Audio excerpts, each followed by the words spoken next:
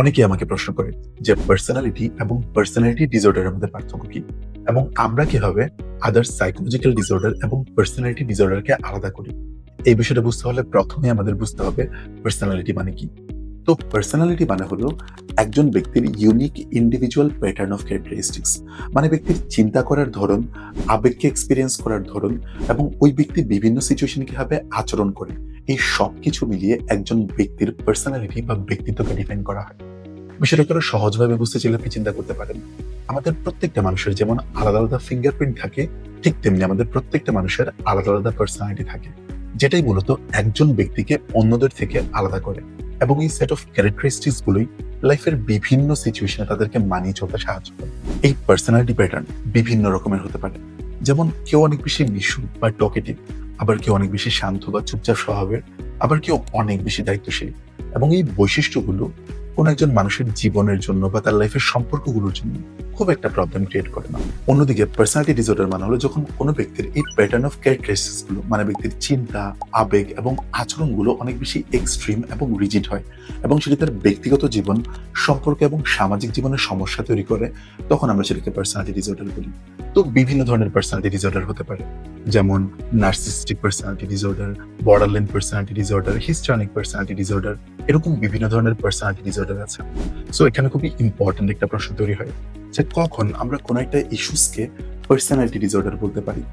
So খুব commonly দেখা যায় যে অনেকেই কারোর সাথে মতের অমিল হলে বা কেউ যদি নিজেকে প্রায়োরিটাইজ করে, তখনই তাদেরকে বলে ফেলে যে এই মানুষের তো নার্সিস্টিক পার্সোনালিটি ডিসঅর্ডার আছে। বাট এটা খুব একটা ভালো প্র্যাকটিস না।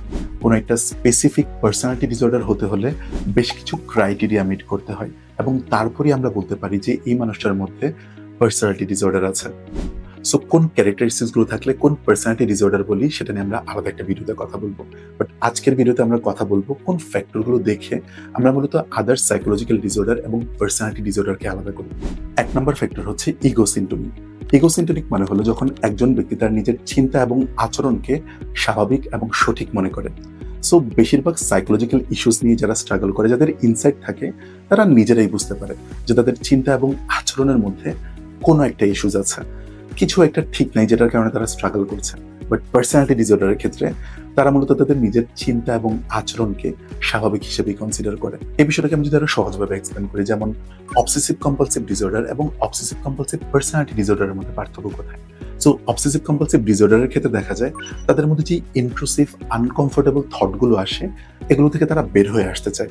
But on the other hand, যাদের অবসেসিভ কম্পালসিভ পার্সোনালিটি ডিসঅর্ডার থাকে, তারা দেখা যায় তাদের এই চিন্তা এবং আচরণগুলোকে স্বাভাবিক মনে করে, এবং তারা এটা থেকে বের হয়ে আসতে চায় না। এবং তাদের এই আচরণের কারণে তারা তো স্ট্রাগল করেই, বাট তার চেয়ে বেশি স্ট্রাগল করে তাদের আশেপাশের মানুষজন।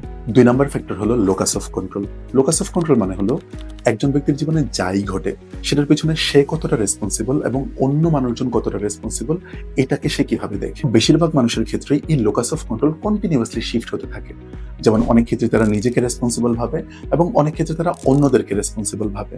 বাট যাদের পার্সোনালিটি ডিসঅর্ডার থাকে, তাদের ক্ষেত্রে বেশিরভাগই এক্সটার্নাল লোকাস অফ কন্ট্রোল কাজ করে।